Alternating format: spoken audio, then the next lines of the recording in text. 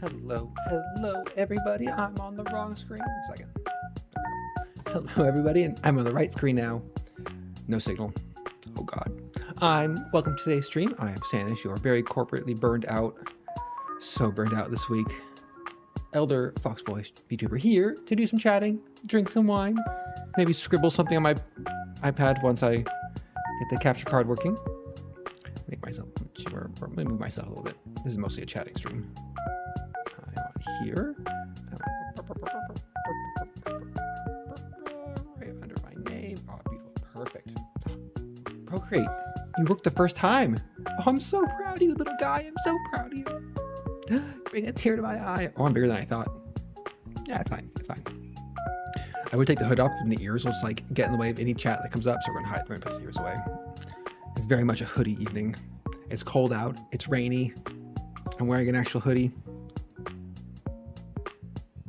I'm drinking my wine at 5 p.m. before dinner. It's gonna go fine. It's gonna go fine.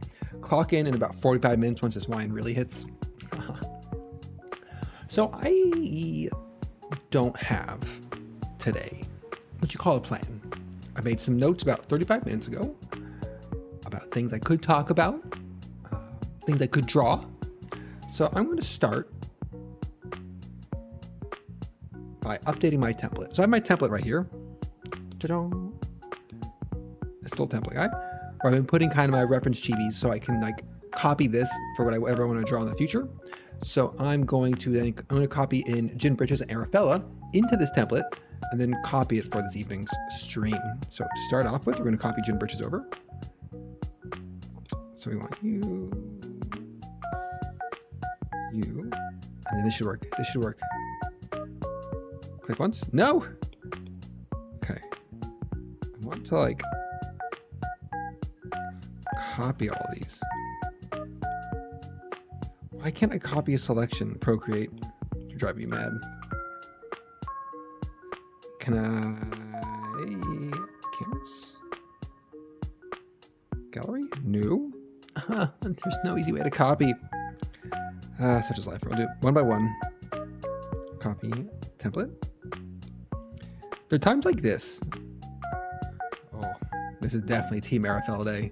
Jin is way too happy for how we're feeling.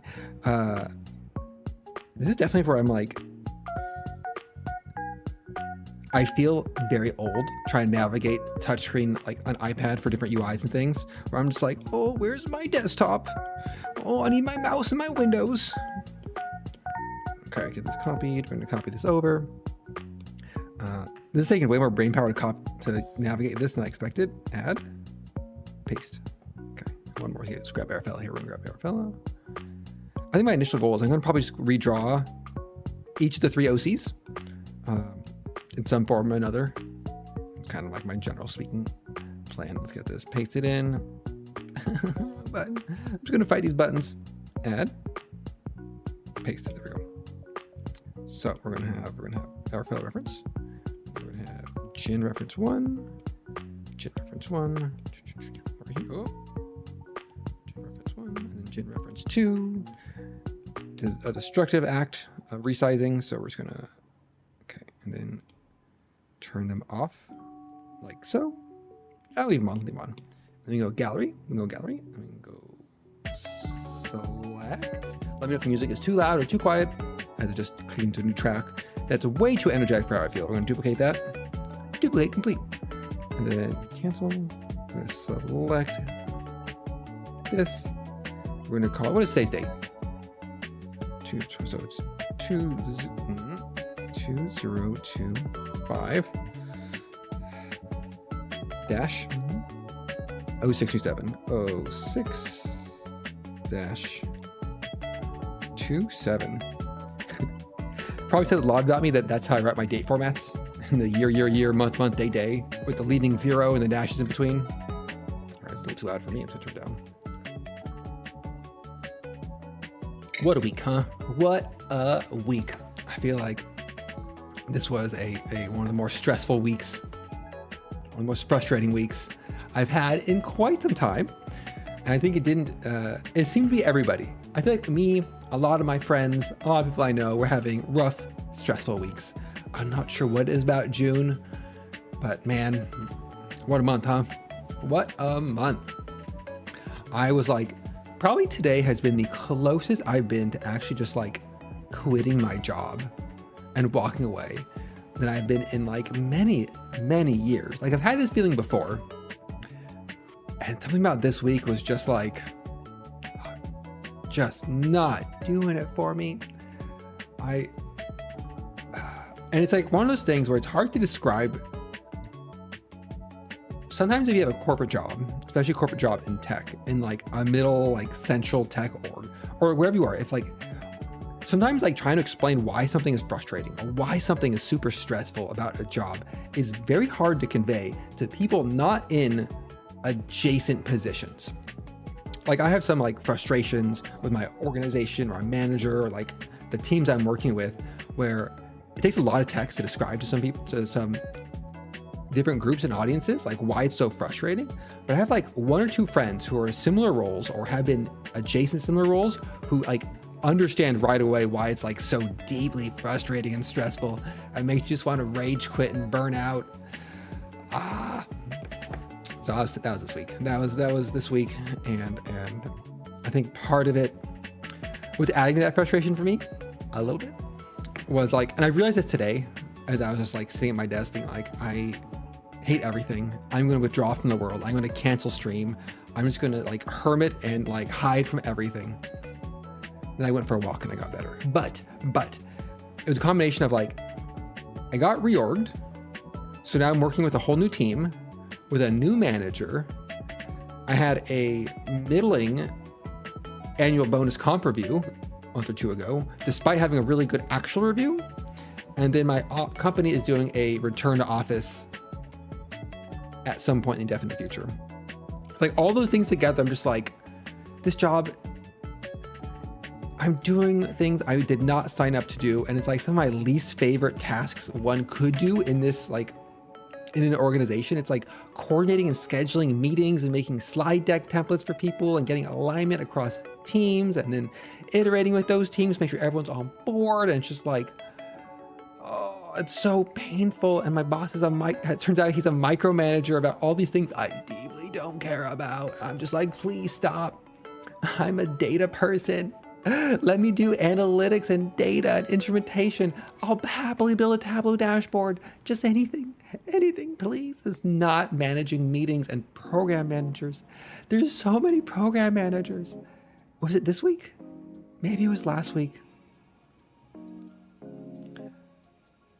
Welcome to Snowfall. I sometimes draw, mostly talk about things. This week, I'm dealing with massive corporate burnout.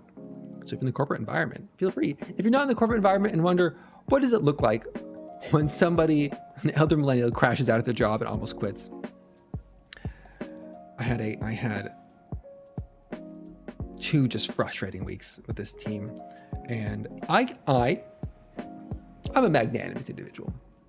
When I meet a new team or a new stakeholder, I give them the benefit of the doubt. I'm like, here's your bucket of positive doubt. And you can spend it as you want. You can ask me to do something. I'll be like, you know what? I trust. Oh, thank you. I trust you'll do great. And then they wear that bucket down. And then I hit a certain point of that bucket of goodwill where I run out. And then people start digging themselves into holes. And then my opinion for them starts to drop a bit. And at some point, I just said, like, oh my gosh, this person is just bad at their job and kind of incompetent. I've had that happen for this entire org. Like every person I met in this org, I'm just like, my God. How is this org around? What do you even do? What do you even do around here? And I have to help you? I have to work with you? Oh, it's so agonizing. And every time I share it, it's like, it's nothing but program managers. All program managers. It's like, my God, so many program managers. And I complained to my boss. And if I complain to my boss about anything, it's a bad sign. It means I've hit a tipping point. Because usually I don't complain to my boss because that's like a bad political move. And he jokingly said something along the lines of like, oh, it's a program management org and they're really good for the most part, but it kind of shows the cons of the organization when they deal with anything technical. And I'm like, good sir, My guy, we're Essential Tech Org. All of our problems are technical. That's what we do. That's all we're here for. Ah! And that started the crash out. That was like the start of it. And then it kind of slid into this week and it continued. And it's going to probably slide into the next week. And so I'm just like, I just want to quit my job. And become a full-time VTuber. Working I would love, people are joking about this, but I'm kind of like, this sounds nice. Working a part-time job at a maid cafe. That sounds nice. That sounds like a wonderful job. I would love to work part-time at a maid cafe, probably for about a week. I think I'd enjoy it for about a week. And then I'd be like, wow, my feet hurt. And like this physical labor of working in a cafe is hard and it's tiring. This wasn't romanticized at all. I fully acknowledge the romanticized ideal of working a non-tech job at like when you're on your feet serving customers all day. Like it has a romanticized appeal, but the actualities of it is probably terrible. It's probably not good. It's probably not good at all. But these days when I'm like working on Google slide deck templates for people and like chasing people down for like, we want to make sure you have your feedback and your sign up on this thing before we pick a date to have the meeting. I'm like, let me just make someone a coffee. Let me make an omu rice and draw a little ketchup heart on it and go, moi cute. Like, give me that job. I'll take minimum wage. If they have minimum wage and healthcare and tips, you know what? That's all I need right now in life. That's all I need. Unfortunately, there's no maid cafes nearby and it costs like $300,000 to open up a cafe. And I don't want to spend that kind of money on a whim. I'm not crashing out that hard. This isn't like a midlife crisis of the 90s where you could like buy a boat or something. Like millennials don't have that kind of money. Our crash outs are like, I'm going to complain a little bit on the internet. That's my crash out.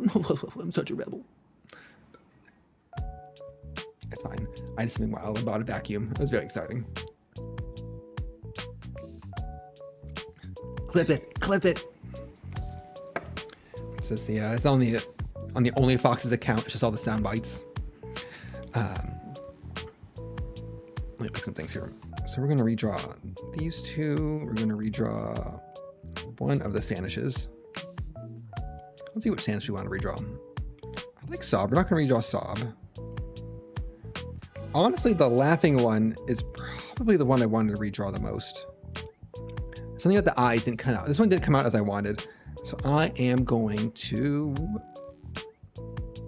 this is based off the template.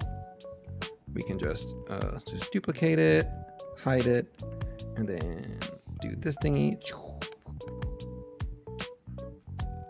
Oh, wait, clear. Can I select and delete that way? Remove. Nope, that's a selection. Okay. This button.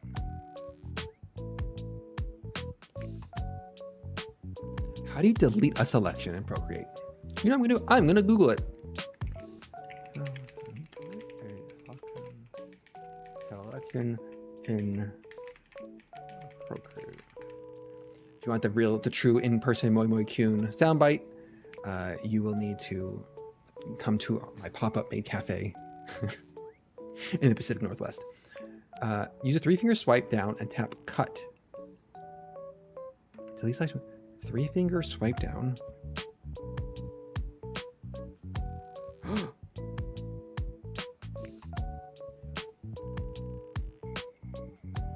What was that menu? I discovered some secret menu. On a 3-finger swipe down. All right, here's my 3 redraws for the evening. Let's get them all set up. We're going to redraw Sanish here. We're going to first do a Sanish redraw. Ta-da. And we'll do a Jin Bridges redraw. Ta-da. This is a practice evening and not a new content. Look.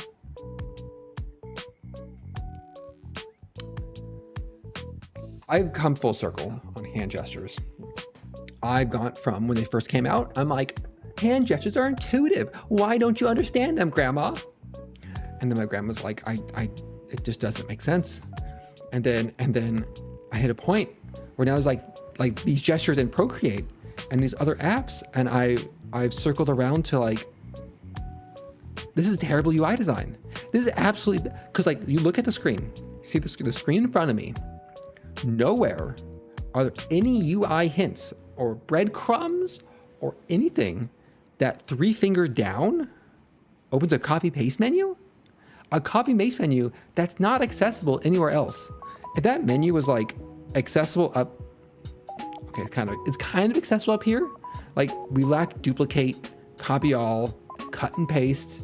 Can I dock this? So like unprompted hand gestures and UI design for touch-based apps. I hate them. I hate them. I get some things like my iPhone does this, or has some UI things that just don't make sense. Like I get a notification on my lock, like there's a brief period of like, I look at my phone, the screen unlocks a little Face ID. There's a notification on the lock screen, but it immediately opens to my home screen. And then if I go to the notification center, that pop-up isn't there. I have to like relock my phone to see the pop-up. Like, my God, I hate notifications. I hate them all. This is probably crashing out, by the way, just crashing out against tech in general. I said it's the VTuber. I'm like, tech is bad, said guy with AR face tracking. I don't actually hate tech. I just rebel against some of the trends of modern tech. By some, I mean a lot of them. I am, in my heart, a curmudgeon. So we are... Let's group these all together. Groupy group. Okay, we're going to draw Sanish. Part of what I like about... One thing I've noticed is I've used Affinity Designers to make all my thumbnails. And even just like having that habit of using it like once every now and then is enough for starting getting more familiar with the software, which is kind of nice. The problem is then when I open new software, I'm like, what is this garbage software? Learning something new. I do that today. I can get into it if people really want, but no one really wants me to complain about web UIs. I hate them. I hate them. There's nothing to complain about. I absolutely loathe them. I loathe them to the deep. Well, UIs for any sort of productivity software, I despise my deep core. Especially any web-based UI for building anything data related. I hate it. Because then you're fighting with the hotkeys for the software combined with the hotkeys for your browser, and sometimes they overlap and don't work the way you expect. And it's like, oh, I didn't mean to inspect element. I meant to try to right-click save. And it's like, oh no, that's a browser UI pop-up, not your actual click that you want pop-up. Ha ha ha ha. You can go die in a fire BigQuery. You can go die in a hot fire every Google product. I hate it so much. I hate it so much. All right, let's get this sleeve rolled up here. So we're drawing Stanish today. Me. Ha. We're going to start with a new layer. Oh, it's in the group. No, not in the group. We're going to go here. We're going to draw. I'm wearing my little drawing glove. There you go. I hit my mic with my pen for your pen v mic ASMR. Third unpopular. Am I the most unpopular though? That's the competition I need to win.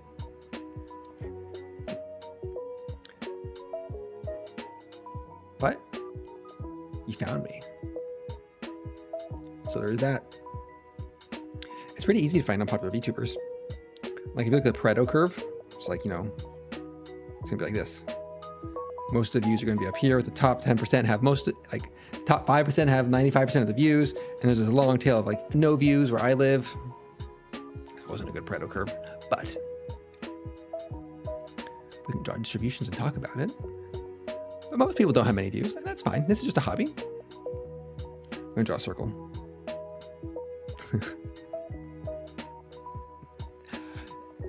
It was a Jack Sparrow reference. It came up recently, I think in... One of my friends made that reference. I think in our Dungeons and Dragons campaign.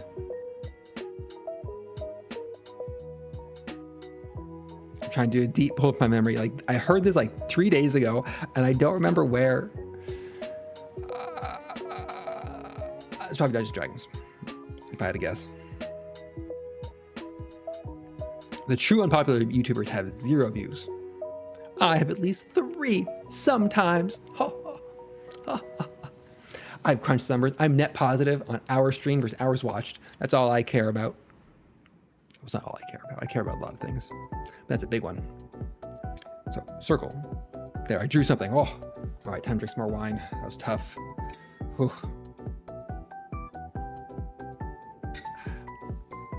I don't know if there's any rules about like alcohol consumption content. I think all my shrimps are marked mature. It should be fine. 3-finger gesture. It is. The problem is, let me draw a circle and start something on the screen. The problem is, I found a wine I like. It's I found a wine I like, and I was like, I got it. It was like a $10 wine at Safeway. I'm like, $10 wine, like this can't be that great. And I got it. I'm like, this wine's pretty good for $10. And I went back like a week later, and I saw it was marked down from $20 to $10. I'm like, why is this wine on such a deep sale? I didn't think anything of it. And I got to the store today. Same wine was discounted. I'm like, hell yeah, hell yeah. It is educated guess. It is a 2021 Cabernet Sauvignon from Napa Valley. A pretty good wine for the dog. If you get it for $10, that's any bottle shop you go to. Pretty good. It's got a nice label. I like the name. Educated guess, great name. Really feel pandering to. Label's kind of nice, kind of like it's orange. It's an orange label. But I like Cabernets. I know, right? And a Napa Cabernet 2021? Shit, it's pretty good. 4-year-old.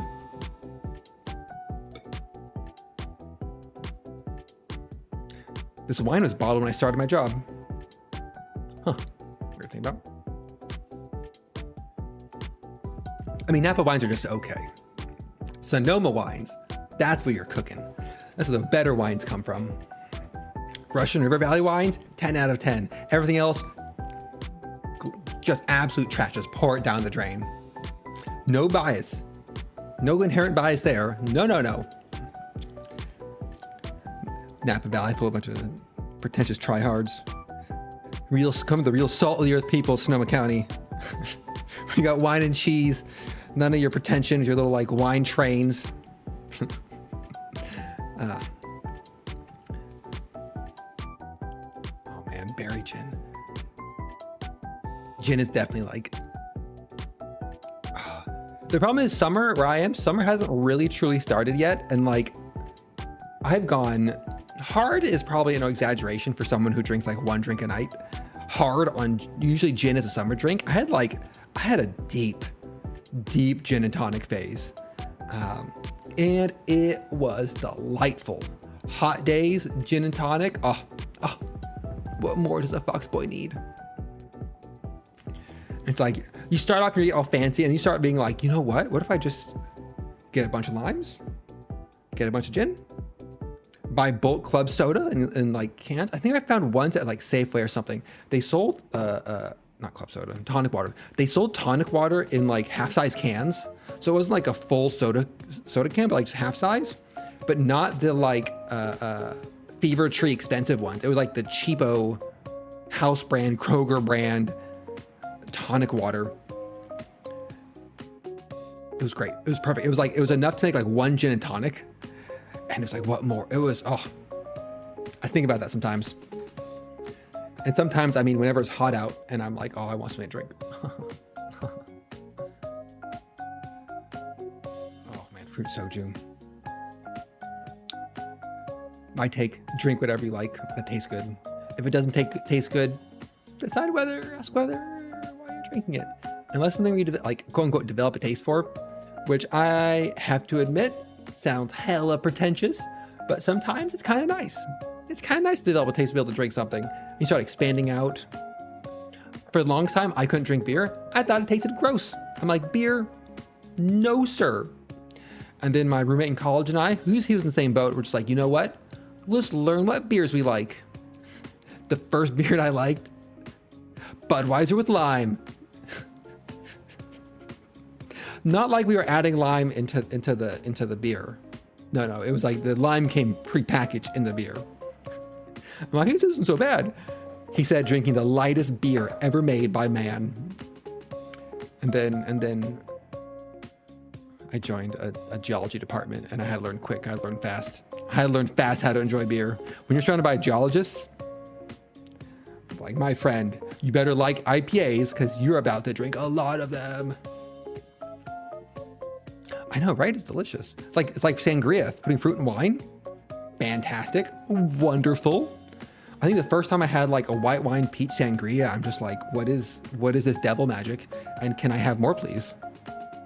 So I was on the IPA growth train for a long time, because when I started drinking beer in earnest, circa 2010, IPAs were like the it thing. Everyone, bye-bye. Thanks for joining.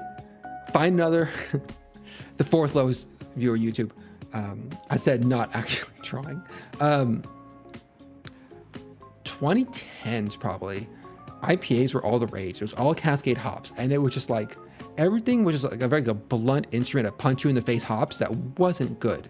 It wasn't good. But recently, hazy IPAs. If you want a summer beer, try a hazy IPA. I tried one on a whim 4 months ago. I'm like, wait a second, this isn't terrible.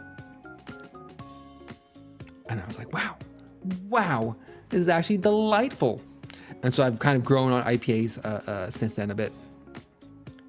It's like, it's still like hoppy. Don't get me wrong, but it's definitely not as bad as like the double IPAs or the like Hoptastic Hoptown, welcome to Hops IPA from Grungetown, Portland. Like, not that bad, but maybe like a step back from that one. By the way, Grungetown, Portland sounds like a great name for a brewery. I'm gonna write that down, make a note of that. One-way ticket to Hoptown, get on board. I'm gonna slap you in the face with some hops. It's a full experience. Grab your Hoptown hops and do some CrossFit. It's a whole lifestyle, really. Yeah, no. My first IPAs in 2010, I was just like, this is the worst thing I put in my mouth in a long time. And I put some things in my mouth before, but only in the last couple years have I tried them. No, don't. If it's terrible, don't look at me. I didn't suggest it. No. That's some other fox boy over there in the corner. They said it. I'm drinking wine, not IPAs.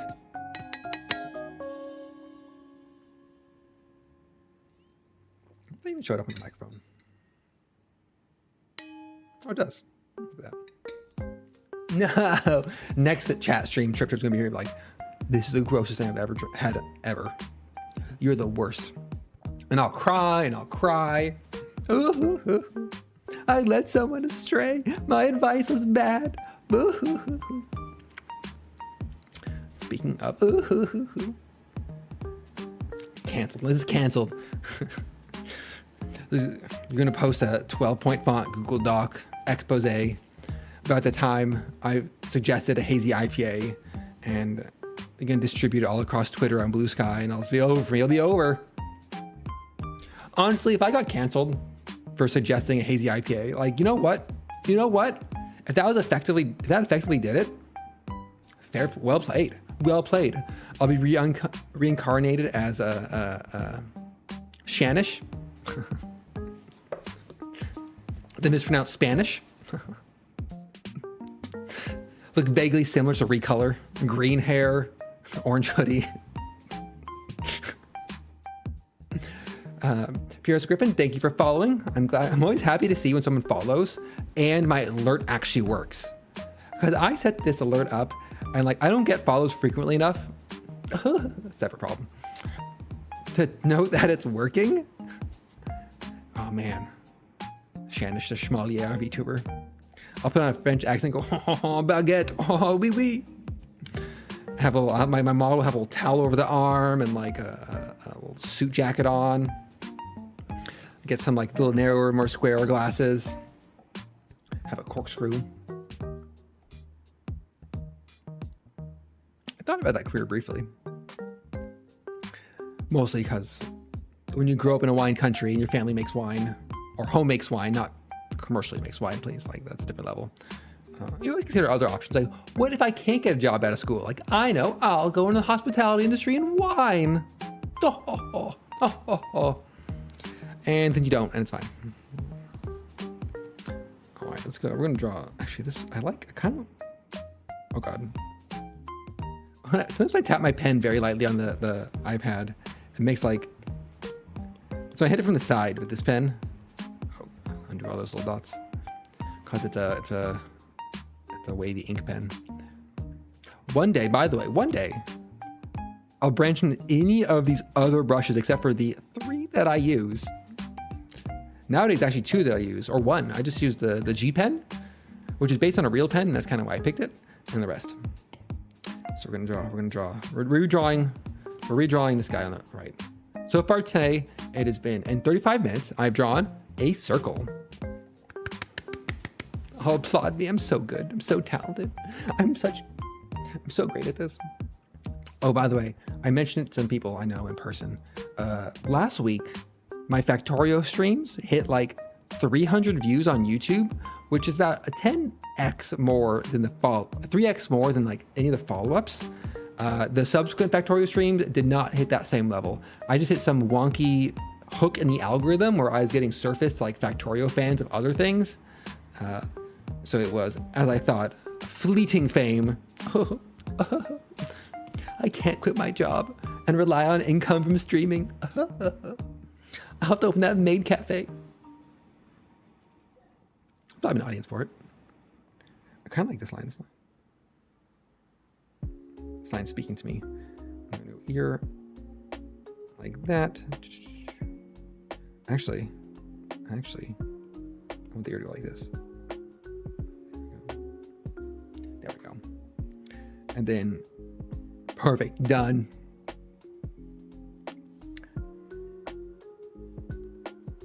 I had a moment today. I was walking around. I was coming back from Safeway with my bottles of wine in hand. And I saw someone, I realized like, sometimes you see something, like a physical feature about somebody and you're like, oh wow, I kind of like how that looks. And I had a moment where I had a pause where I'm like, they're probably very self-conscious about it and don't like how it looks. And I realized it was kind of like, it's a weird thing. It's the look of, you sometimes get when you have like straight black hair and like the ears are like stick out a little bit, like from underneath the hair. I'm like, oh, it's kind of a cute look. And then I realized I'm like, they might be super self-conscious about something like that. And I'm like, I would be super self-conscious about that. It was a weird moment of just like, oh, that can look cute. And I'm like, oh no, the person probably doesn't care for it. Which, oh God. It's kind of like the whole like having like a snaggletooth. Like my one of my exes in college had one. She's super self-conscious about it. Then I learned years later that it was like a popular cute trend in like Japan. I think Japan. And I was like, oh wow. Exactly, right? Like it's one of those things where you're just like, it's hard to internalize that like this thing I'm self-conscious about, other people might like the look of. Maybe not. I for one have not internalized that lesson. Thank you very much. But it's, I bet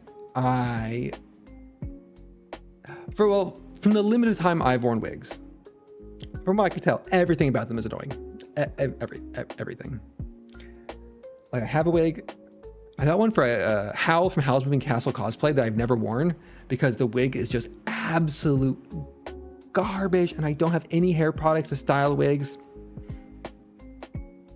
And like maybe one day I'll wear it and I'm like, if I have an opportunity to wear a costume in the future, I'm not gonna wear albeit custom fitted Howl's Moving Castle cosplay. I'll wear my maid dress, thank you very much. I think also part of it is like I got like clip-on earrings and like clip-on earrings, those hurt. Those hurt after a while. My ears are delicate. They're fragile. All right, we got this. We're drawing. We're here. They do hurt. I mean, it makes sense. They're clipping onto your ear. Why wouldn't they hurt? When I order them, I'm like, oh, I'll be fine. I'm a tough, manly man. I'll be fine. And I put them on, I'm like, my ears. Oh, fair. Like in retrospect, I should have gotten some of those like those cool like not the ones that clip on like the soft part of your ear, but like the ear cuffs. Ear cuffs I think are super cool. Like I've seen some like the cup in the top or like on the top of your ear. Or like you get some that are like the whole clip on like metalwork elf ears. I'm like, oh, those are so cool. I know. I'm on the trajectory. I'm on like, and I'm like, I don't want to get my ears pierced. And I'm looking down at my painted nails and I'm like, I probably would have said the same thing about painted nails a year ago. Which, by the way, I got a new color for my nails. I'm very happy, pleased with. I got something that's kind of the Sanish dark blue. So it's kind of this blue. Hope I nail it. It's kind of like this blue. I got this blue, or as close as somewhere between this and the Aero Ace flag blue. And I like, cause I took all the nail polish off for like a day or two, as you're supposed to do, and leave my nails naked and facing the world alone. And then like once I painted them back on, I'm like, oh, this looks nice to have like my nail polish back on. I remember when I first did this like 4 weeks ago, I was super self-conscious walking outside with nail polish on. And then I realized, one, nobody cares. First off. I didn't realize that at first. I'm a very self-conscious person. That's how I look. Believe it or not. But now that I'm walking around with nail polish on, I'm just like, I don't care anymore. This is great. Probably also can help by moving to a different part of town that's a bit less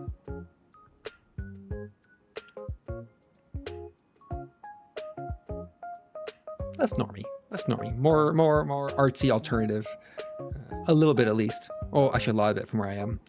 I'm in a part of town people would call sterile. It wasn't actually a motivation to move, but I realized it since then that it's probably a better fit.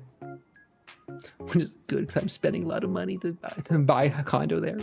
We're drawing me. We're going to draw more than 2 lines. I got this. Let's lock in. Let's drink some more wine. Now we're locking in. So I like this curve I got. We're going to draw. So the eyes should be like here. So I'm trying to think, like, the problem with this facial expression I had before was kind of like the teardrops were connected to the eyes. So we're gonna go like, oh, Jesus. The right pen. My God. I'm probably not getting I'm probably not gonna get my ears pierced. Though I might. The problem is I feel like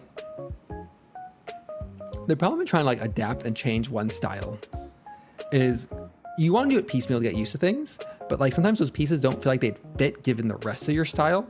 And you realize you don't really want to spend all the money necessary to switch everything over. So just one big eye. I'm just gonna do like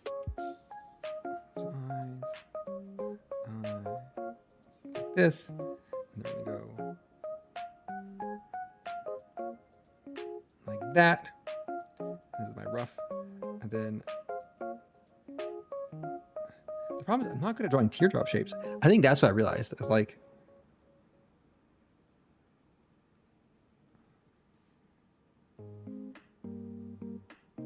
it's breaking the components. It's a circle, not big enough. Those are not big enough for. I mean, I like the shape of it, but it's not. I think I need to be like. These are gonna be emotes on my private Sanish server. Every now and then I think about like, should I like actually open up a Discord server, and then like instead of harassing my friends on a complete unrelated server, and then think about having to like moderate a Discord server. I'm just like, oh, fuck my life. But I'm like, then everyone else could use my Sanish emotes if they have Nitro. I think about it some there. I have a Discord server of just me. It has me, my emotes, and I copy paste commissioned artwork into there as a reference.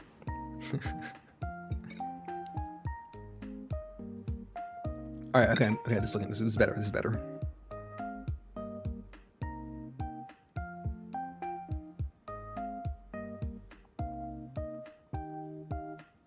Little fangs. I still think the face is a little.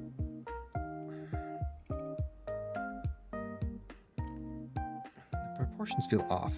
I want to lower the eyes a little bit.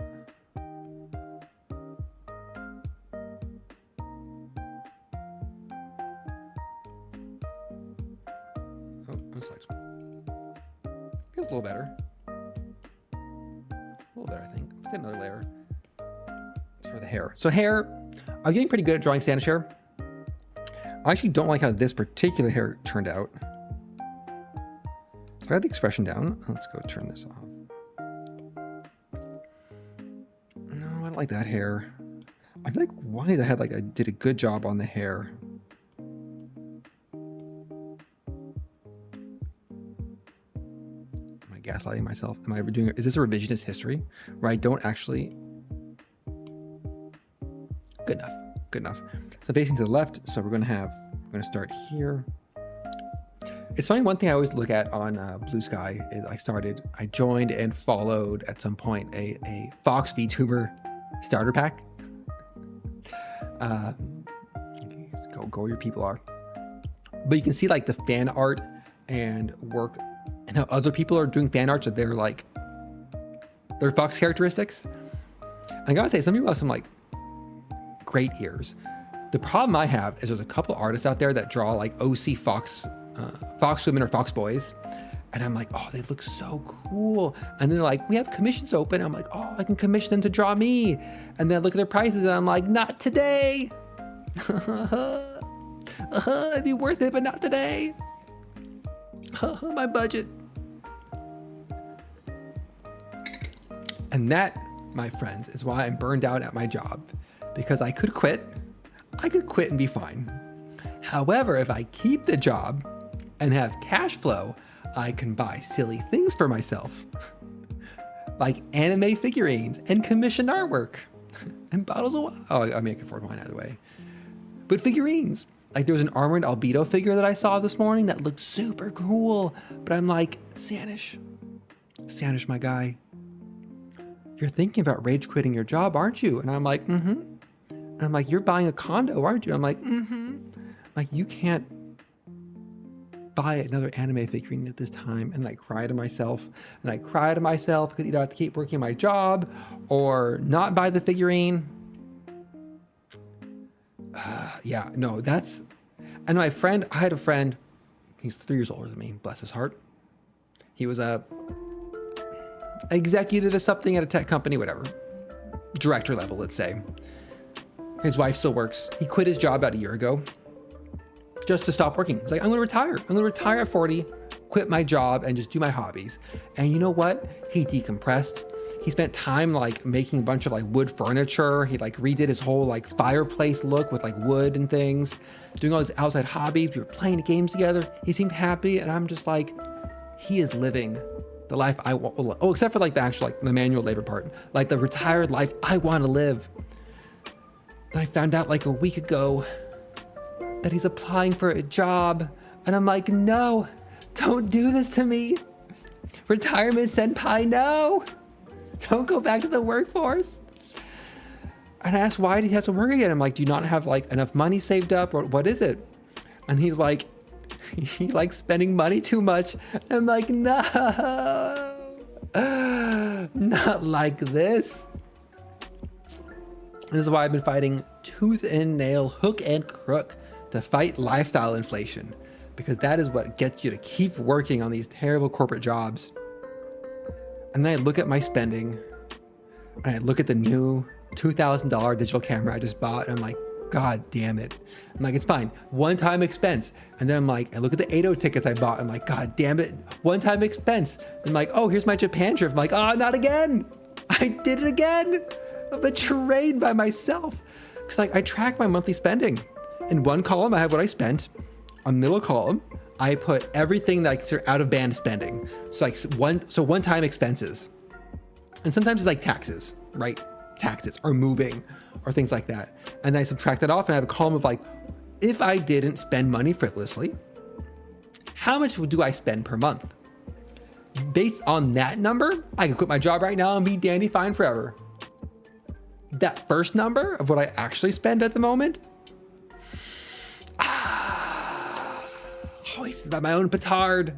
I set into my relatively new mic next to my new gaming PC with my drawing iPad and my VTuber model and my glass of wine and my figurine cabinet to my left. I'm just like, oh no,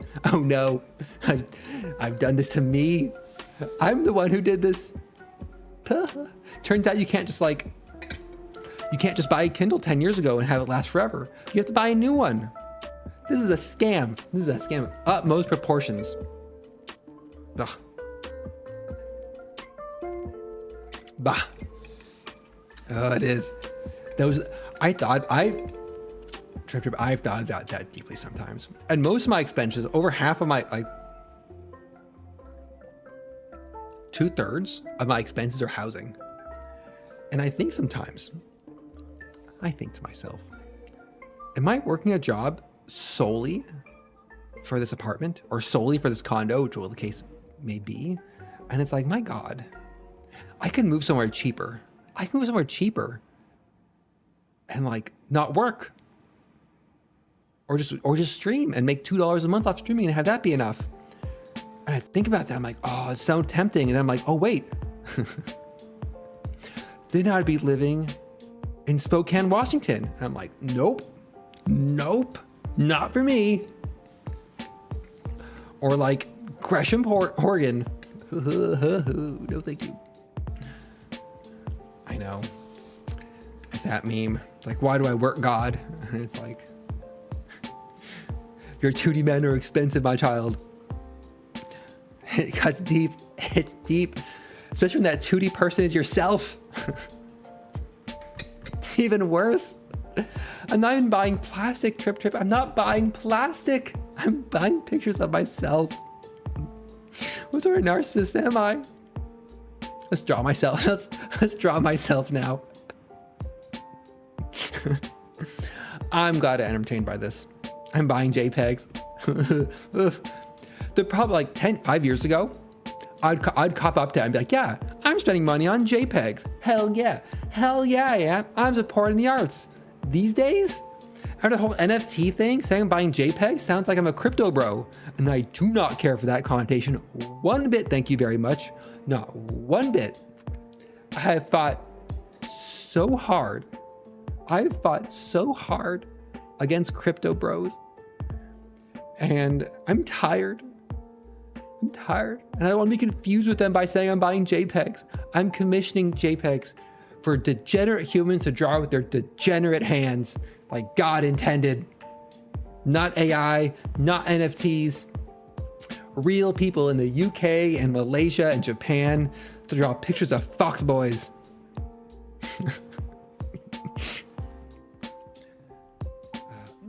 Okay. There is some 50-50 on these JPEGs. You know, I can show. That's a good distraction. That's my no plan. I got, I'll show us on stream. I tried a couple of Skeb commissions recently where you, so normally I use a site called vgen.com, vgen.co, vgen something, vgen, V as in VTuber. I realize you can't see my file browser as I'm talking. And VGen, you generally speaking, unless the Skeb, so Skeb commissions are, you give the requirements to the artist and there's no revision, there's no feedback. They just take your requirements blindly, make the piece and deliver it, which is usually cheaper, streamlined, great, fine, all for it. There's a Japanese website called skeb.jp that this is their business model. They purposely make their business model. You go to an artist and you say, I wish to commission a piece. Here's my reference sheet. Here is any details you need. And here's $10, $15, $35, whatever it is. And they take the time period of 4 to 8 weeks and they deliver you the art. And there's no communication between you and the artist.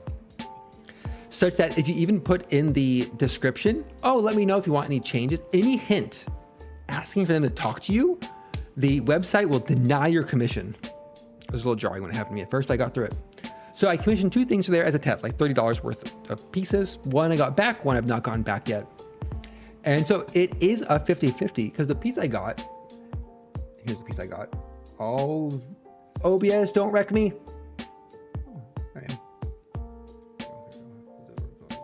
The piece I got, I like the face. I like the mischievous face on this one. Color palette's nice. Nice big ears. But if you zoom in, the angle, it's a little odd on the angle. For the big feet. I think it's supposed to be like sitting down type pose. So sometimes you get them and you're just like, oh my God, I love this piece. I love this piece of deck. This one, you know what? It's nice, but it's not going to be like, I'll probably use it in a schedule template in the future. But for like, you know, getting a commission piece, pretty good for the price. Yep. Since I'm here and I'm procrastinating drawing, this is mostly a chatting stream today. Let's be honest and real with myself and everyone who is showing up. Is tag just chatting on Twitch good enough? The other one which I'm using in my schedule, which I realize not everyone looks at my schedule because it's posted on Blue Sky, which is fine. And one piece of advice I saw early on for VTubers is never assume anything you're talking about, or never assume your audience has any history or context of what you've talked about before. So repeat yourself, tell stories again, give the same content multiple times because people are going to be new every time you talk. And I'm like, that's very hard for me to internalize because for me, I'm like, I've already told some entity this. It could be Discord friends. It could be my private journal that nobody reads. It could be streamed 3 weeks ago, but like, I need to repeat it because it's content. New people might not have heard it. And maybe I didn't tell that particular audience. So I'm need to treat art commission the other way. Here's when I got commissioned. This is one where I'm just like, I love this one. Here we go. I'm using my sketch pen right now. And I like the amount of joy I get from looking at the art I've commissioned is, I will say, like 10 times more than I expected, which is a very strange thing to actually like think about too deeply. But like getting art commissions in and like that rush and like dopamine hit and like you're like this is adorable. And I realized I'm only commissioning chibis of myself being tiny next to giant food. But this is one I'm just like absolutely love. I have another one that I've not quote unquote revealed yet. That is gonna be my July commission for summer. So this is one I really liked. Like this was there's another commission type. And there's things I didn't know until like I got into it. Called Your Character Here, or YCH, where the artist will give like a blank template and say like, here's the pose and the general content of the commission. I will then draw your characters, your OC's characteristics onto this base template. So it comes out. It is Summer Sanish swimsuit version. That is what's going to come out next. And they're usually, the Your Character Here's are cheaper because the artist can say like, here are your options, choose your options. They don't have to redo like poses and like that sort of thing. They can adjust like the type of ice cream in the background in this case. So for them, it's cheaper to produce just because it streamlines the whole process. And I'm guessing, based on what I've read in artist commission terms and the interactions I have had, the cost to them is the time for revisions. And so if they can do things to streamline revision, they can lower the price, which as someone who produces like internal dashboards and metrics and visualizations for stakeholders at a corporation, I totally understand. Like if I can just like take the requirements, do the work and deliver the dashboard to be done, it's so much less time. The minute you have to get revisions in and like feedback, and you have to like take their feedback, interpret it, rebuild your thing, send it back for them to approve. They have new feedback. This goes on for 2 weeks with the senior vice president of your thing for a stupid email you don't care about. And then you crash out and the whole thing's terrible. So I get it. I get it. So this is what Your Character Here, I'm just like, essentially a chibi model posting over Spoon. However, even though they're like Your Character Here, one, what are the odds someone else has seen this particular artist and style before? Honestly, pretty low. Two, it's still hella adorable and I love it. That's one Summer Sanish. I chose orange sherbet because I have a very fond, nostalgic childhood memory, set of them, of eating a orange sherbet vanilla checkerboard ice cream on the back porch of my grandmother's house in the gold country of California. Hot summer nights, crickets and bugs going in the distance, porch open to the backyard, which is kind of a forested area. All the lights are off to not attract bugs. Just eating a bowl of this ice cream on the heat of summer, suffusing the day. Just delightful childhood memory, or series of childhood memories, for grandma who's now passed on. But that orange checkerboard sherbet is like a key part of it, and I, for the life of me, have not been able to find it since. It was like a particular company made it for a particular era. It came in a rectangular box, and it was a checkerboard pattern. It was orange sherbet and vanilla. I think it was Clover Stornetta, or maybe just Clover at the time. Maybe, I don't know who made it. But anyway, orange sherbet, big fan. Bye-bye, art commission, bye-bye. Back to my drawing. Small diversion. Drink some wine. I've drawn a couple lines so far. Maybe I'm only getting one emote done today. Haha. Look at me, I'm on a new layer. I'm drawing. So we're gonna go like, so your character here, Art. Oh, that's it. I have a new outfit I'm commissioning. And I got the draft back last week after being on queue for a while. And I'm just like, sometimes I get things back and I was like, this is okay. Maybe I'll grow and get used to it. This is one who I got back and I'm like, this is amazing. I absolutely love how it looks. The only thing about that commission, they drew me with a foxtail and they're like, just, do you have a foxtail? It was like kind of a question that the artist asked. And I'm like, no, I don't have a foxtail. I'm not that far down the furry scale. Though I will admit, the foxtail this artist drew was kind of adorable and I liked it. But I canonically don't have a foxtail, just fox ears. On the Kenomimi scam. Don't scam me. I'm missing a syllable. Kemonomimi style. Yet. Maybe when I quit my job and be free of these shackles, I can get a foxtail. But at the moment, nay, no foxtail. There's a certain scale, and I'm adhering to it. If Yai Miko showed up and asked me for a foxtail, I would give her a foxtail. Nobody else, though. I know my loyalties lie. Let me go. Oh, interesting. I'll have to deal with that in a second. There's an intersecting lines here I'm not a huge fan of, but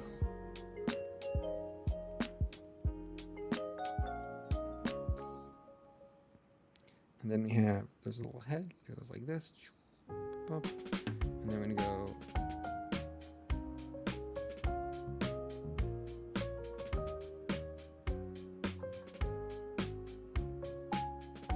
like that, kind of a big ear. We're gonna draw big ears.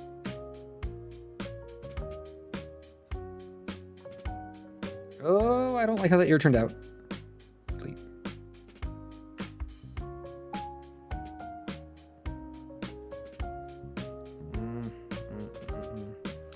The line didn't intersect was enough, like, there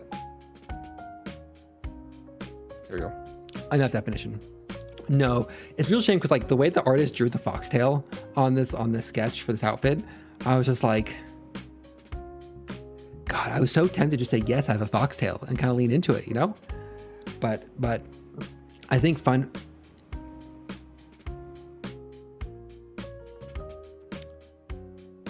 Deep down, I don't have a foxtail. They even drew in the outfit like a place for the tail to go in the shorts. And I'm just like, something about, I think seeing the tail hole in the shorts was what tipped me over the edge of like, no, I don't have a tail. I already have 2 pairs of ears. I don't need a tail.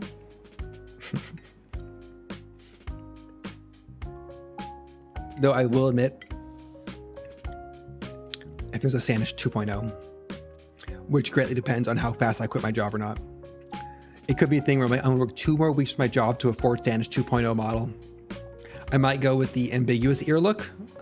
If you've seen there's a diagram of, there's a, oh, you know, I'm just gonna find it.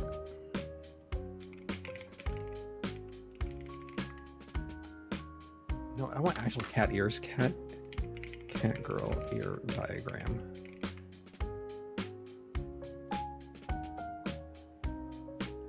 These are. I have to save the link.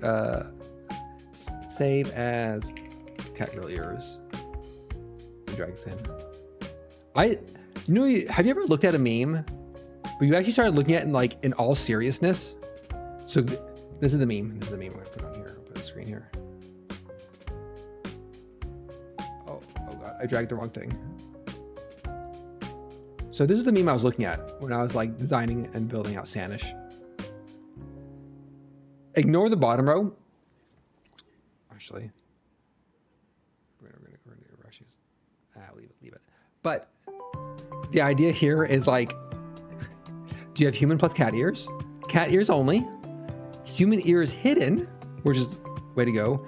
And the bottom one is the meme joke side of it. But when I'm looking at my fox ears, I'm just I'm clearly the first bucket. I'm the first. I can't see my mouse. Womp womp. I'm the first bucket of human plus cat ears. Though I think probably a Standish 2.0 model might be more in the second or third category of cat ears only or human ears hidden.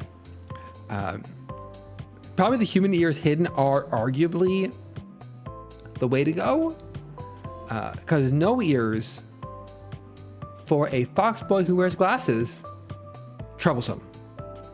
Without ears, glasses become a bit untenable. So human ears hidden is probably the direction I will go, maybe in the future. Anyway, this is one it was posted as a meme, and I was just oh, this is something worth considering. So let's redraw my ears. This ear came out a bit chunky, so we're gonna go like that.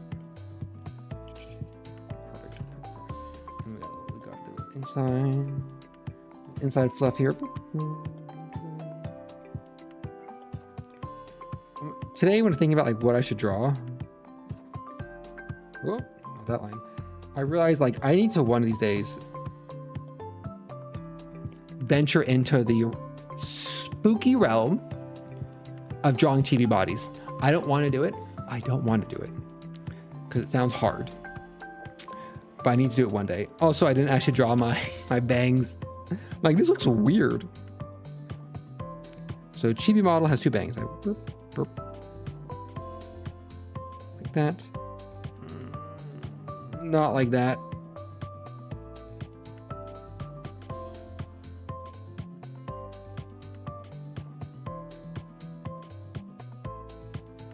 There we go.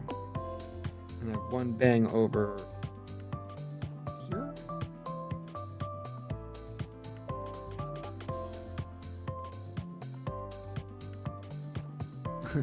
I realized I'm deep in focus on my iPad. I'm I could look up at myself.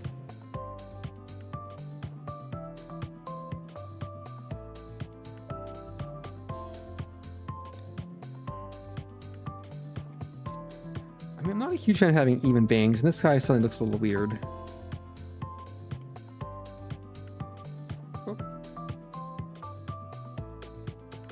my god, it's so long. That's my problem. I made this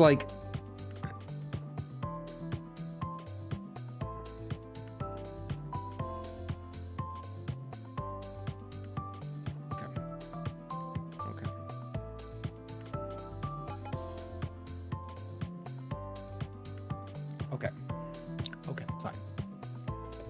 This reminds me, a phenomena I experience. Oh, wrong there. A phenomena I experience in life. When my hair gets a certain length, it's about usually 6 weeks, 5 weeks after a haircut. In the morning, especially if I've slept badly, it gets worse. I wake up and I have just pure anime protagonist hair. Like it is like, it looks like, new layer. It has layers, like these sorts of layers going on. It is like spiked in the front and like spiked upwards. And it looks just like, it's like absolute anime hair. And I see it when I wake up and I'm like, if only I could style it like this all the time, not just when I wake up. It's one of those things you're just like, why can't you use all the time hair? Why only now? Because as the day goes on, all the cool styling droops down and just becomes sad and lifeless. So I guess what I should do is just wake up and before I even get out of bed, just hairspray everything. Just hairspray it all. Never gonna do that. That's a terrible idea. But it makes me think sometimes. Anything on this layer? Nope. Let's redraw. Yay! Woo, redrawing. Okay, we're gonna do this fast. We're gonna do this fast. Am I gonna do this fast? Yes.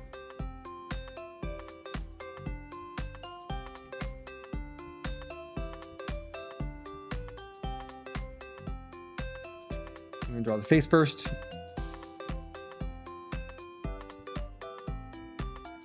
I kind of like the multiple stroke look on the eyes.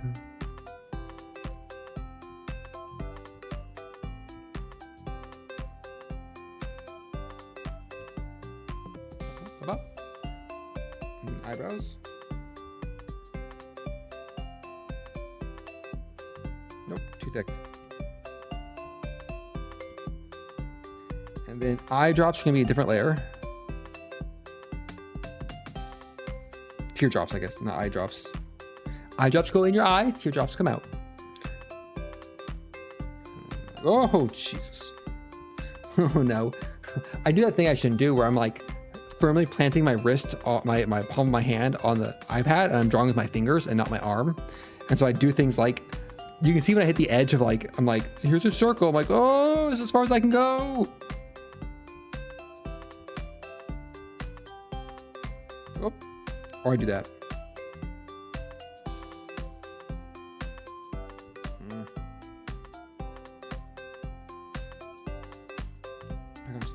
my gosh. Some angles are just hard to draw, and I could rotate the iPad, but it's plugged into a capture card, and I can't rotate it without disconnecting it. So I drew those on separate layers for a reason, and that reason is simple. Why draw the ear so big? You know, this ear's getting covered up by the hair anyway. Let's just leave it. Bye, ear. Bye-bye. Schrodinger's ear. Bye-bye. Bye-bye. Farewell. Farewell. Ta-ta. Face done. Eye drops done. Let's get the hair done. And the idea of originally with a chibi is to make it simpler to draw. Whether or not that holds true, given that it's taken me an hour and 10 minutes to get this far, haha, I blame the wine. I don't blame the wine.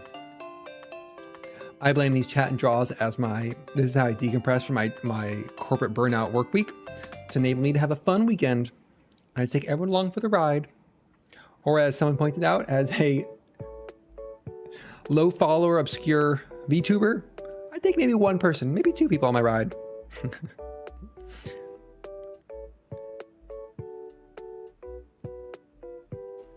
Which I'm perfectly fine with, by the way. It's important to define, define your own success in life. My advice to anybody who's listening out there and in here. I sometimes feel like I'm a streaming. As in college, I had a friend or classmate, I guess. I wonder what happened to him. But he had on a local college radio station. He had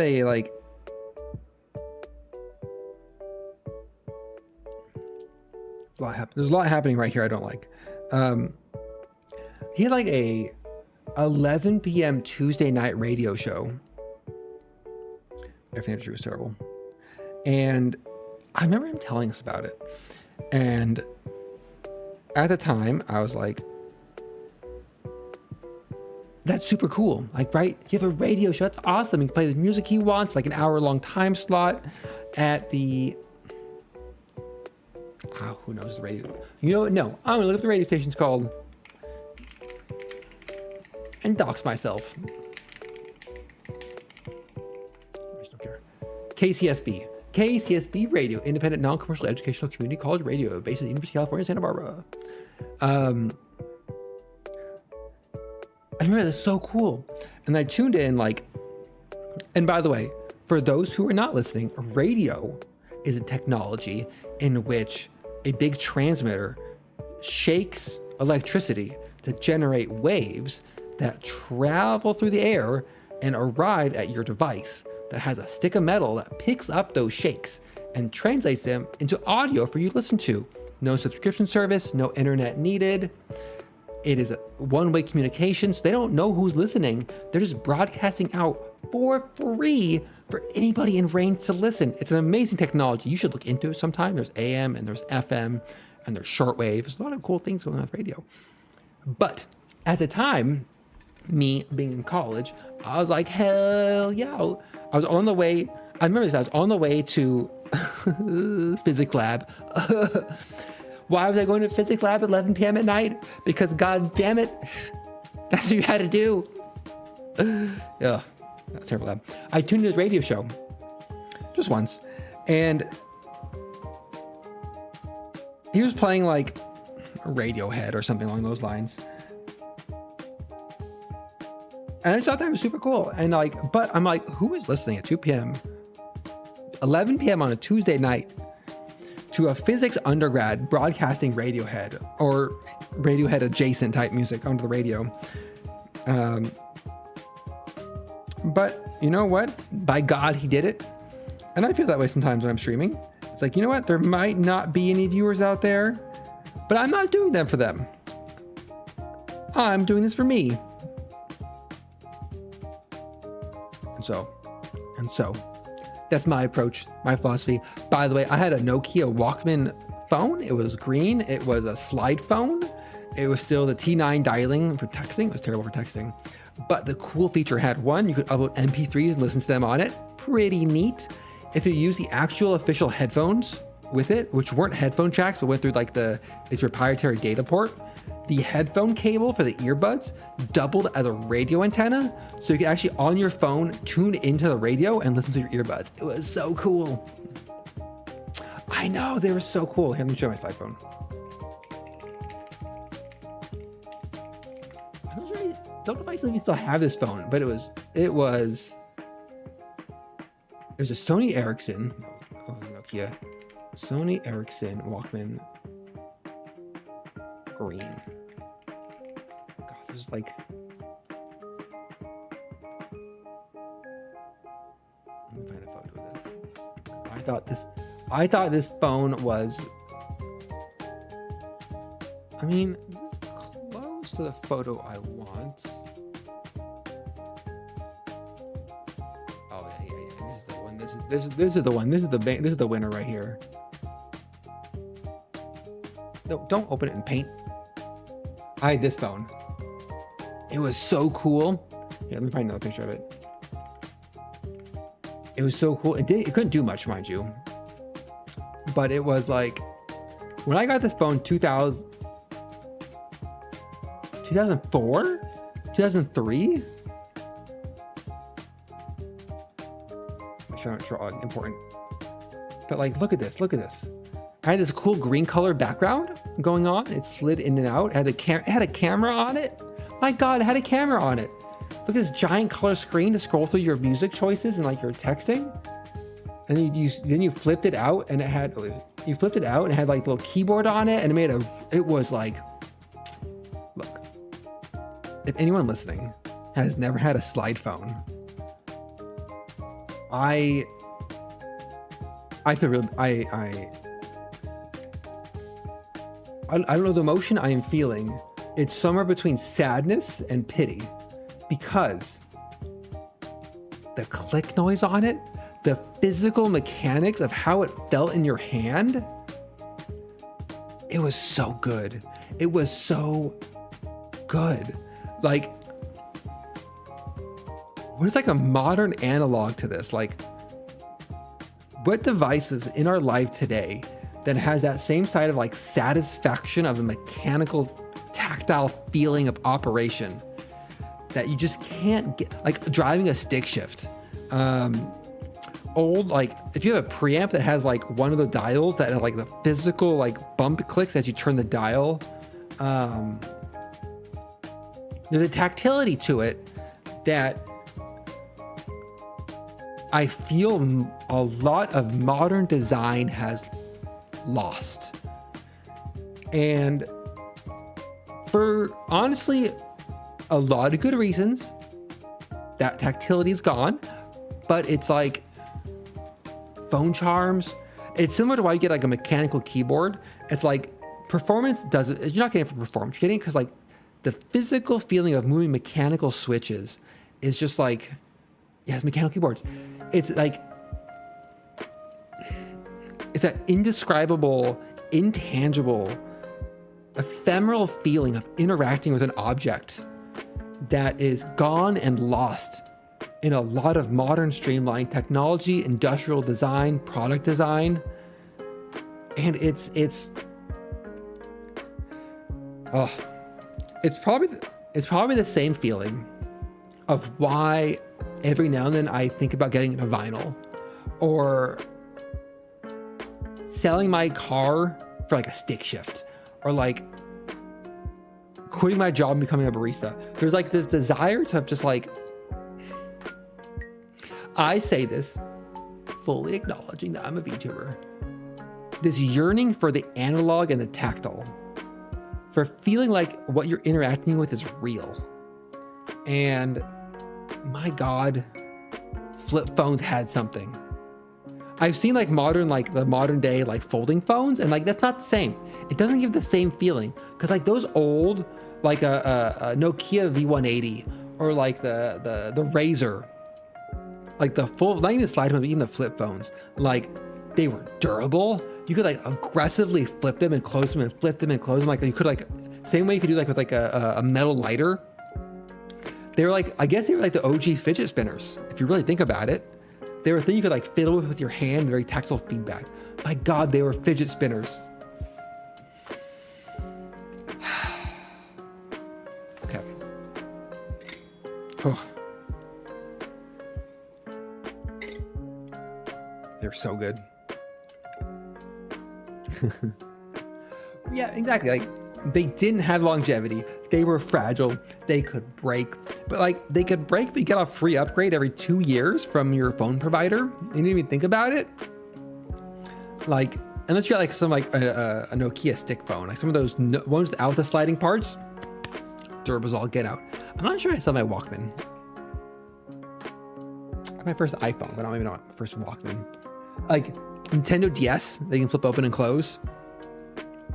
That ka-clunk slide noise when you open it up. Oh, it's so good. It's so good. So when I bought my current car, my current new car that I bought in 2017 has a touch screen. It was very sad. Oh, pop sockets kind of fit that bill. Yeah. No. 100% agree. I'm looking around my apartment for other devices that have that same like tactility. My Kindle died, or is dying to the point where I get frustrated reading it. But one thing it had physical buttons. It had physical page turn buttons. Not analog, physical buttons. And all current Kindles, none of them have physical buttons anymore. They took my physical buttons, god damn it. Amazon, why do you hate joy in life? My question for you, Amazon. So I bought a Kobo Libre Color. I think it's full name. And it has physical buttons. Because I need those physical buttons. I need them. So I have a mechanical keyboard. I don't need a mechanical keyboard performance-wise, but I have clicky-click buttons. Clicky-click buttons. Anyway, that was my trip down flip phones, slide technology, and AM radio. Talking about radio.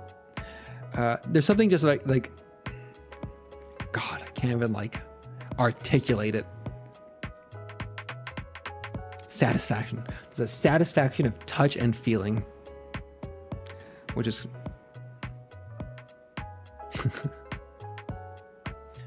not something I'm usually a fan of. Let's get this wrapped up.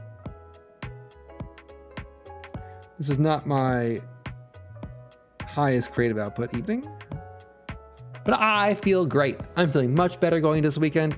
I'm shedding off the stress and detritus of my stressful week. I had to talk to my apartment building today about moving out. Essentially, what happened to me today was I woke up and I felt bad. I didn't sleep well, stress dreams, etc., etc. And I was going through the morning and I felt bad. Just felt bad through the morning. Felt bad about work. And then around 1 p.m., I'm like, no, I'm going to tackle some of these things causing me stress and anxiety. And I'm going to feel better. God damn it.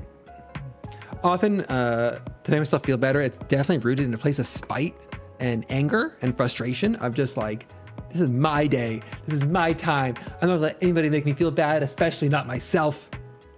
So I went out and I walked down to the front desk of my apartment building and I kindly asked them about what are the procedures for moving out. And they're very kind. They're very kind about it. And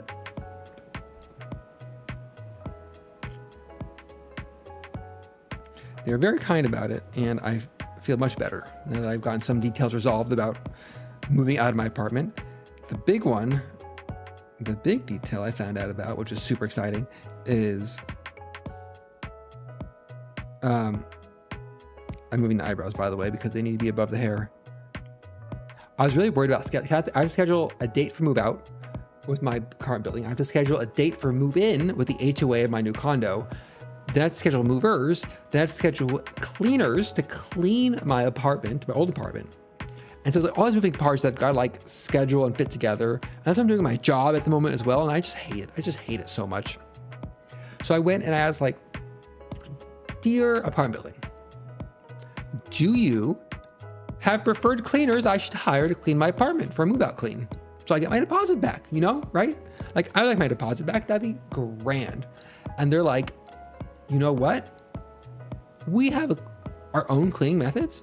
And if you want to just leave it uncleaned, we'll charge you $150 out of your deposit and we'll clean it for you.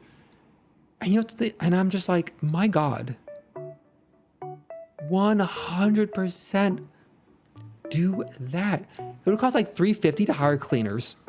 Then I have to like drive back over here, let them in for a couple hours and awkwardly hang out.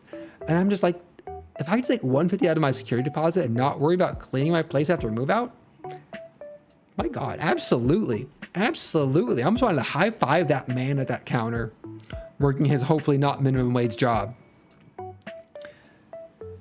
So that was like one huge stress relief off my plate. Then I also asked very important questions like, in your opinion, as the front desk reception for this entire 200-300 unit apartment building, what are the best days to move out? And the guy's like, Tuesday, Wednesday. And I'm like, thank goodness you gave me a clear answer. They're closed Mondays, so they can't do Mondays. So I feel much better. And then I tried calling my new HOA. I'm like, I need to schedule a move-in. And they're like, we are no longer the property management company of your HOA. And I'm like, fudge. So I called a different company he recommended. And I called to a very nice man named Juan. Juan told me, 1 second, let me contact the coordinator. I waited and he came back and was like, they have left for the weekend. And I'm like, fair. Fair and reasonable. And so I left a message and sent an email. Good idea. That's a smart idea. However, I have to admit, I've heard some shitty stories about apartment management companies. And everything I have seen from this apartment management company has been pretty good. Like their move-in documents are like, do you want to paint a wall? Paint that wall because we're going to paint them anyway. Hang pictures as long as the hole is smaller than a dime. Drill holes in that wall. We don't care. We're going to fix it anyway when you move out, so it doesn't matter. So they're like pretty much just like, you're going to live here?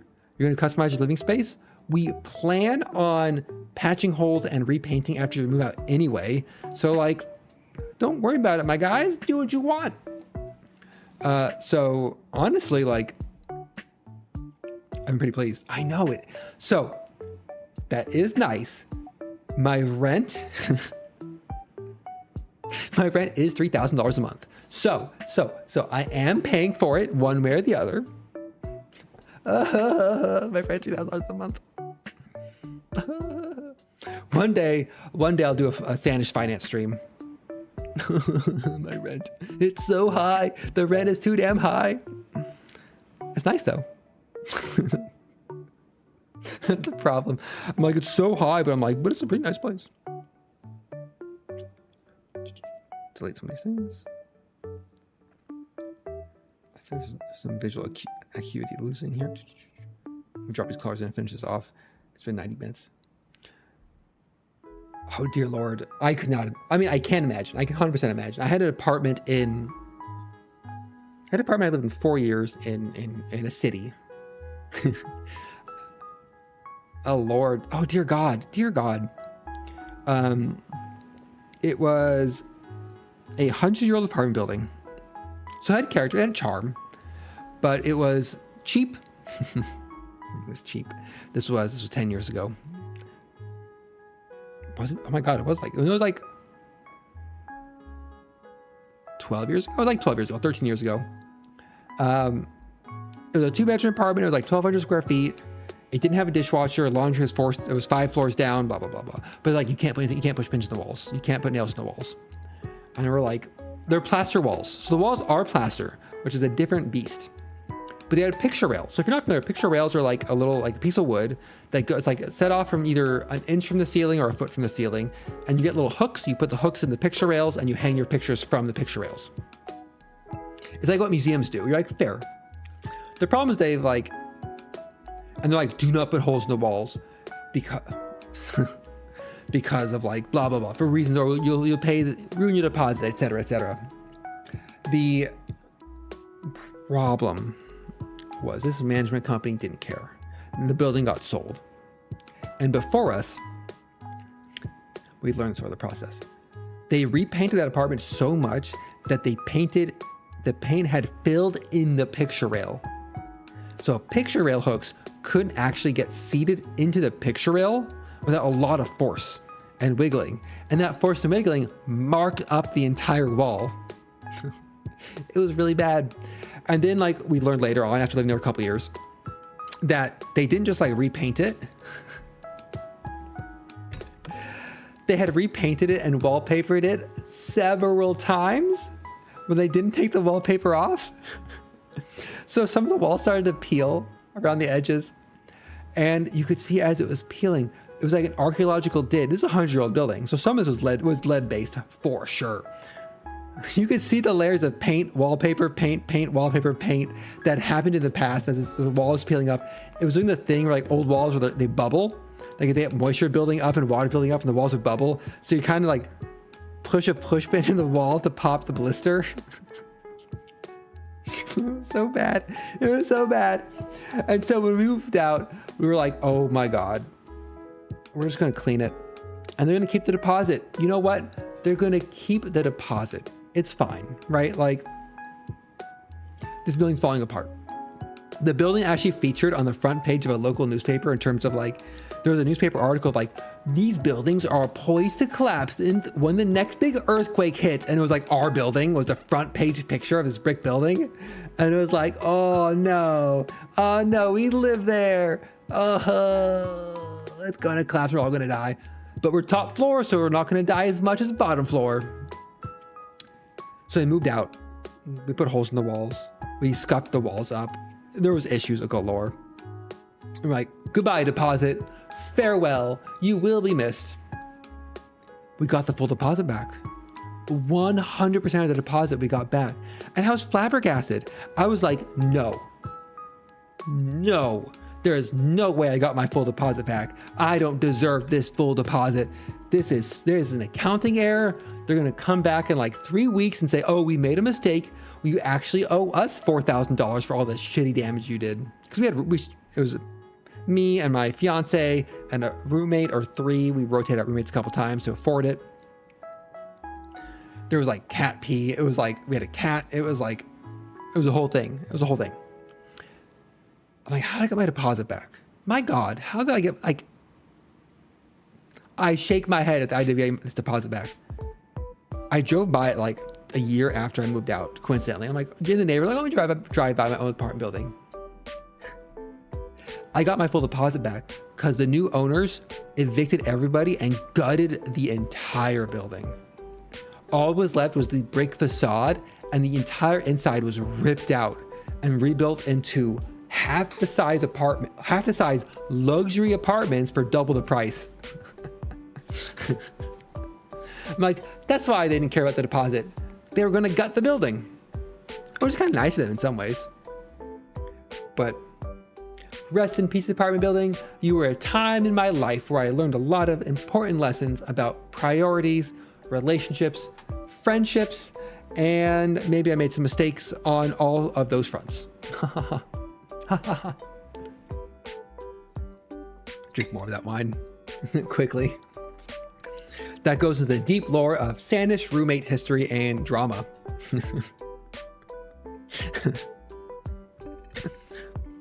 We need more wine for the... Sandish talks about his ex-wife talk. Nobody wants that. Well, maybe everyone does want that. I'm not going to give it to you, though.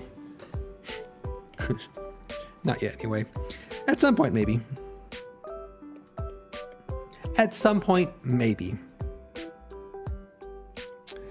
All right, let's see. Let's go outside it. I need to collapse the face and the eyebrows. So eyebrows go on top, so I can delete them from here. Oh man, there's some that deep history. Oh god, that's on the two. That is when I'm 2/3 of the way through a wine bottle, 3-hour subathon stream. It's fine to talk about now because like it's far enough away in time, but there's definitely a time where I'm like, I do not want to talk about my past relationship. I do not want to talk about my ex-wife. I don't want to talk about any of that. But I've had like 1 5-year relationship between now and then that has started and finished. And so I'm like, there's enough distance, there's enough time that I can address it and approach it with humor and grace. Woo, isn't that fun? Also, I realized this side of the face looks terrible, so I'm gonna delete it.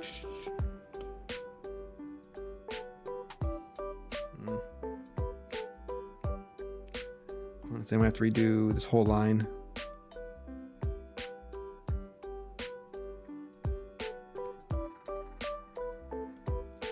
It's one of those things where I'm like, I don't want to talk about it, but part of me is like, sometimes when I think about talking about issues and problems of my past, part of it is from the framework of, I want to share this with the hopes that somebody out there listening can learn something and maybe do better in a similar situation in their lives. Especially with like, maybe not my audience today, but there is a future in which I'm wildly successful. 100,000 subscribers. Oh. A lot of people watch YouTubers are younger. A lot of people who watch streamers are younger, in their 20s, maybe even they're like 18, 19. Hopefully no one under 18. Sorry. Pretty say-so streamers is probably fine.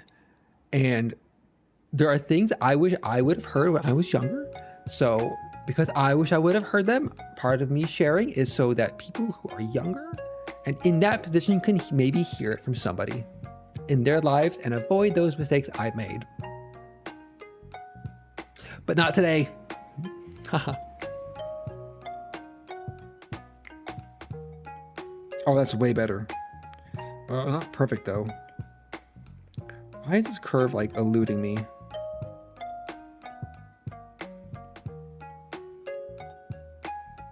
Nope.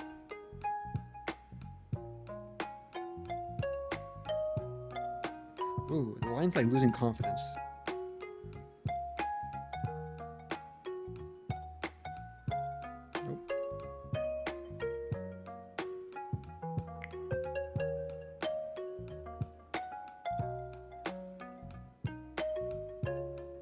Oof. There we go.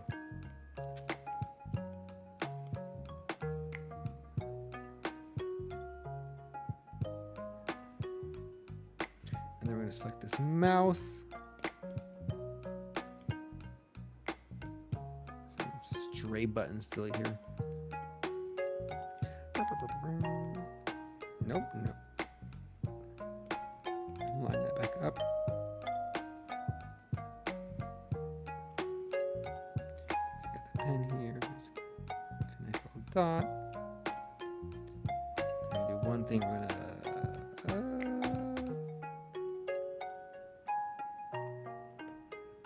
Why is duplicate on the right pull, but all the other things are on the left button click?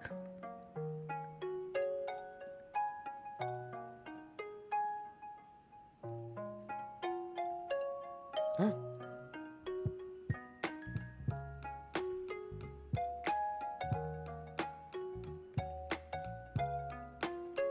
Oh, flatten. There we go. There we go. There we go.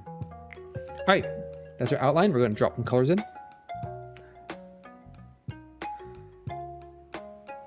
Yeah, this falls into the advice of like rotate your canvas. Oh, I could just do this, couldn't I? Oh, I could do that. For some reason, it's like I find that very conceptually, like in my head, rotating a canvas, draw a line from a different angle, even though I could pull and draw that line better, I don't have like the spatial awareness in my head to pull that off. So sandish, we're gonna go hair. Here. Let's see. That's ear fluff. Ear fluff 1. Ear fluff 2. Your face color. Mouth color. Ah! My tooth! My tooth!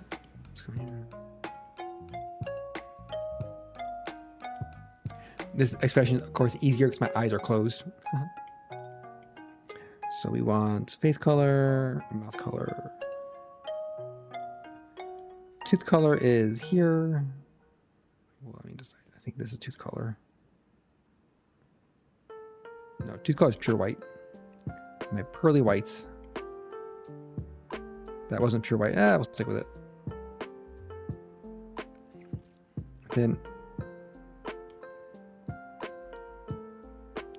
teardrops. Do I have a teardrop blue? I think I used this for my teardrop blue. Bam. And there we have it. Let's do one quick check here. Okay. I used the wrong face color, didn't I?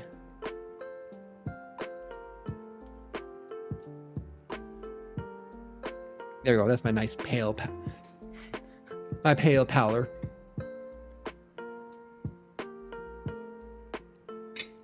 That I'm out of wine. Oh, my wine. I drink water now. What a tragedy. All right, one drawing done. 1 of 3. It took an hour and 42 minutes. This might be all I draw tonight. Which I guess, like,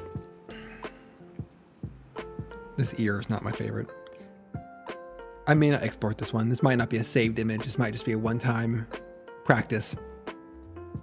So I guess, like, let me think about this. Let me think. If I go back, some of my earlier drawings, like some of my earlier ones, definitely rough. Like some of the earlier cry ones. I was definitely shading differently, so that's definitely part of it. But like the lines weren't as confident. Geez.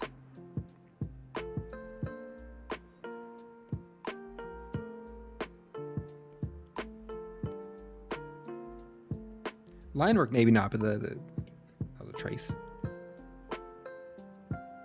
So maybe, you know what?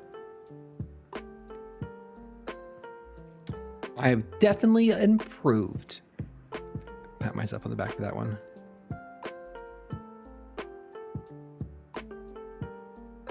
I just want to move it. Why can't I move it? Procreate. There we go.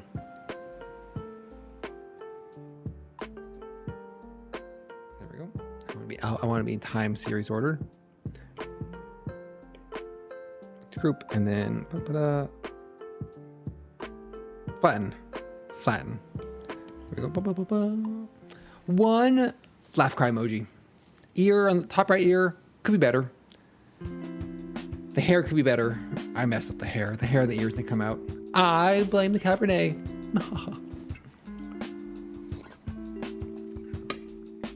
So, in theory, I was supposed to also draw one Jin Britches and one Arafella.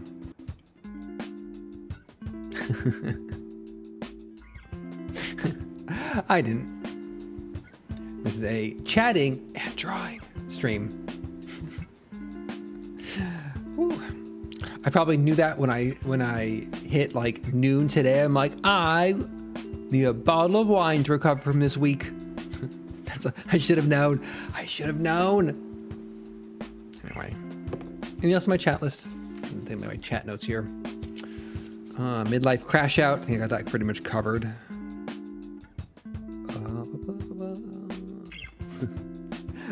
Oh, my notepad is blocking my camera. I'm like, oh, I'm not moving on the screen.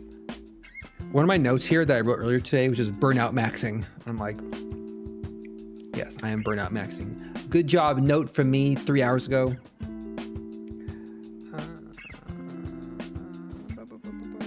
Oh, I didn't do any of those things. Whoopsie doodle. Throw that aside. Stop thinking. I'm looking at my life.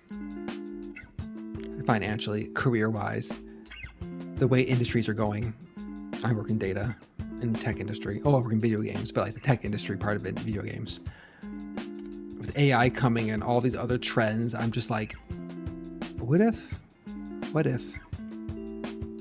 in January, just say January, I quit my job. Let's say I quit my job in January and then full time do two things full time. One, stream. Well, a third time. Let's not get ahead of ourselves. A third time. I take a year off of work. Say I quit my job. I say I'm gonna not work my career for 1 year. Have a 1 year break. Come January. In that year, do two things: stream and try to make and release a game on like itch.io or something, or Steam. Doubtful Steam, but itch.io. And I set it myself 1 year and just see how it goes. Like, do I make progress? Do I get subscribers and followers? Do I get enough to monetize streams? Do I care? Right? Do I care if I actually make money on these things? Do I enjoy myself? Do I find it fulfilling? Can I just do that indefinitely? Those are the questions I will ask with the tentative date of January. If you're my employer, this is not me putting in my notice. If you're my employer and watching this, I'd be very surprised. Like, yes, there is a VTubers channel at work, but no, I have not said I'm a VTuber in that channel at this juncture. Maybe when I put my notice in, I will, but not yet. That was my plan. My plan was like work till January, save up money, spend frivolously, go to Japan. And once the cash flow dries up and I have to live off savings for a year, then maybe be a little more considerate about what I'm spending money on. And the problem is these last 3 weeks, 2 weeks at work, I'm like, fuck, can I make it to January? Can I actually make it to January with my current job situation? And I don't know. I really don't know. And the problem is I really want to make it to January because then I can buy some things. I can go shopping for new clothes. I can commission so many art pieces. I can buy that armored albedo figurine. My plastic's expensive. My JPEGs are expensive. I'll make it through. I'll make it through. I'll have these streams. I will heal. I will recover. I'll feel better by the end.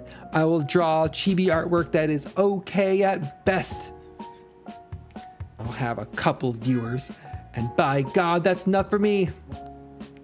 If I can heal myself, maybe I can help other people recover for their trying times.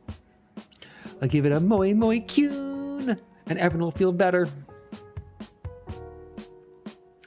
Honest to God, I like this maid cafe idea. If someone in my town wants to open a maid cafe and is looking for men in their late 30s to staff it, let me know.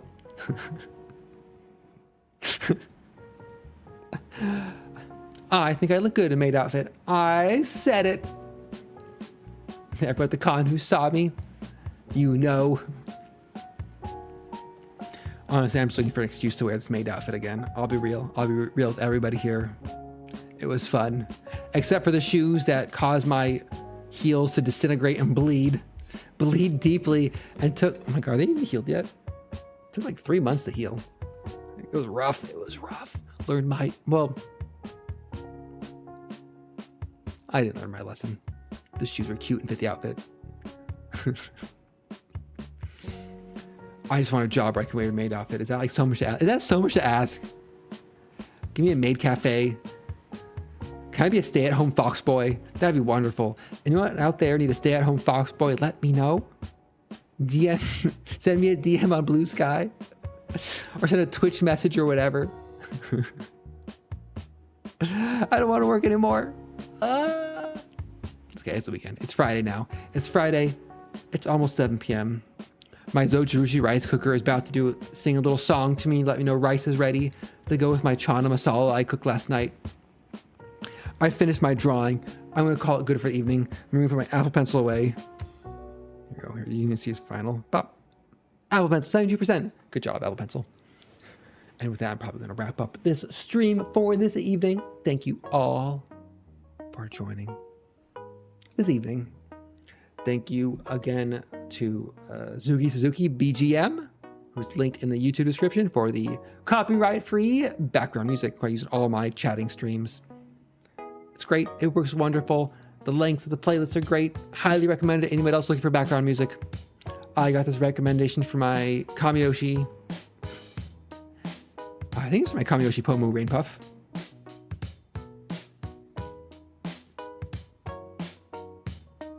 Pretty sure. One day I'll commission custom music, custom Sanish music. One day. Not today though. Not today. I'm trying to get my friends who have little synthesizers making little beats with themselves to get me some custom commission music. We'll see. We'll see. One day. If you can't commission the internet, commission your friends. Redistribution of wealth that way. Thank you all for joining. I'm gonna wrap up. Call it a day. Call it a good stream. I feel better. Hopefully those listening feel better too. If you're catching us on a VOD, have a happy whatever day it is. If you're here live right now today. Oh no, Elijah, you joined right as I was wrapping up. No! Tragedy. Absolute tragedy. I'm wrapping up stream, unfortunately, for those who just joined. Thank you all for joining on this lovely, well, you know what? This was a shit week, not a lovely Friday. Thank you for joining on this hopefully soon to be good weekend. I'm gonna go eat some food, drink more wine, and probably play some finals and hopefully wreck some scrubs. Thank you, Elijah. I am wrapping up though. I do stream. I try to chat and draw stream every Friday at 5 p.m. Pacific time for about 2 hours. And then it is sadly over. That is life. The transient ephemeral nature, sand mandalas and all that. My next stream is set for 10 a.m. Pacific time Sunday for Factorio. I might do another Factorio stream on Saturday. Depends on how I'm feeling. Up in the air. I might do it because I love Factorio. I might not do it to just have a break from the world, hide in my apartment in pajamas, and pretend I have no responsibilities like a real adult. Thank you. Well, I wouldn't say so good. Passable. I'd give it a, if I was an art teacher, I would say good effort, Sanish. That's what they said. Deep trauma. And so that I'm going to bid you all a wonderful good night, and I will catch everybody next time I stream. Bye-bye, everybody.